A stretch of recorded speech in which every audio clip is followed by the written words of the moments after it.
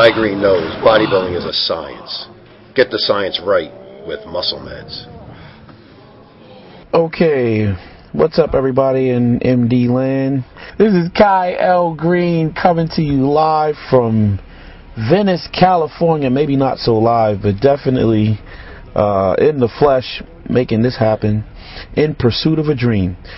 Alright, today's date is February 10th, 2009 on a Tuesday. And we are out here at the Mecca of bodybuilding, Gold's Gym in sunny Venice, California. Today we're doing legs.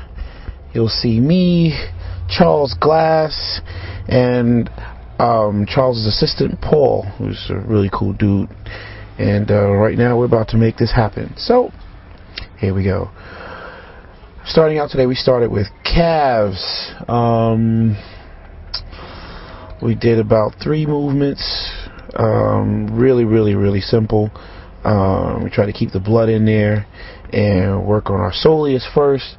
The seated calf raises.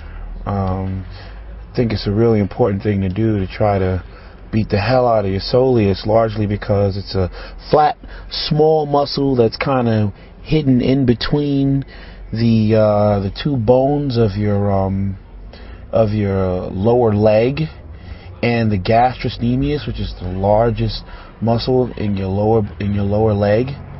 Now your soleus muscle kind of sits in between that. It's kind of wedged in between both, as I said, the 2 bones, which is your tibia and your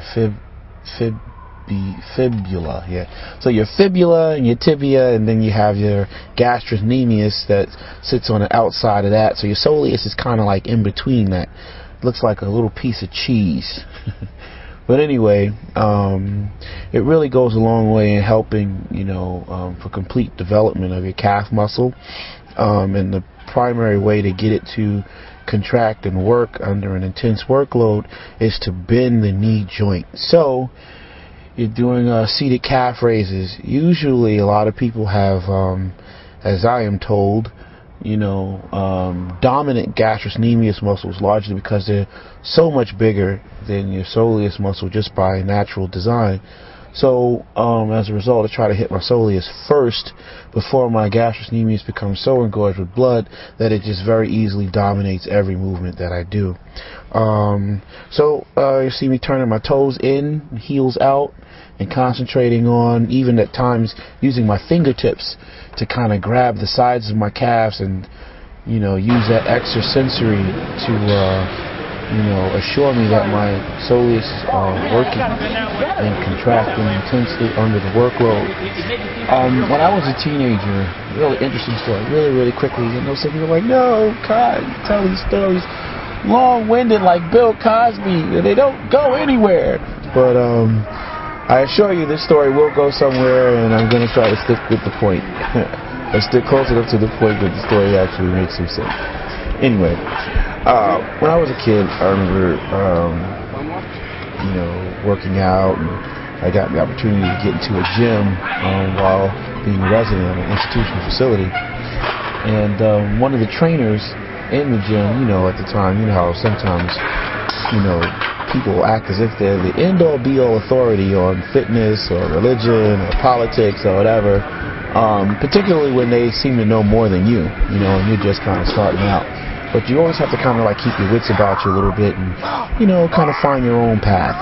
Anyway, walked into the gym and, amongst some of the exercises that I was learning how to do and trying to discipline my mind to begin to accept and, get, aware of. One of them was a calf developer, like a seated calf raise or a standing calf raise. And I remember this so-called fitness authority in the gym, one of the trainers, told me, oh, hey, little guy, don't really worry about it. You got good genetics, you can, you'll be able to get good back, and, you'll see your body will grow in time, as I was very young.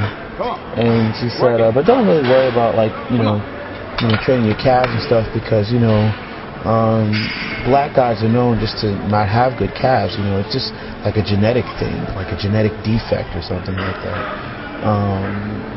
Now, the very important point to mention is that this person really didn't mean any harm. You know, they really weren't trying to contaminate my mind with their own negative, you know, stereotypes and stuff. At the time, you know, that was probably the best information they thought that they had to offer, and they thought they were probably sharing, you know, or saving me years and years of toil, trial, and effort, you know, to no end, by telling me this. But, you know, I didn't listen to it, and I, you know, at some point just really just thinking, you know, I'm going to just go ahead and do these calves anyway.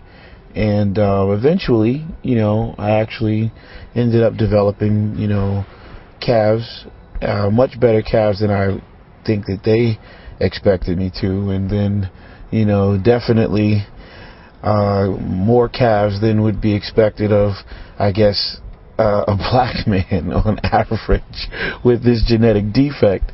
So I guess the moral of the story is, you know what, just develop the mind and heart to train your entire body, and don't be so quick, you know, so early in your training to adopt the ideas of, oh, you can't develop this, and or this body part is just out of your reach because of some genetic flaw. The reality is, who's hooked you up to electrodes or sat down and read your DNA code to know who's who and what's what in your family tree? They haven't. They don't know, and neither do you, you know. But, you know, chances are, if you put the effort forward and you do the work, you know, honestly and religiously, you know, at some point in time, you too can actually surprise yourself in your development. So, word for the wise.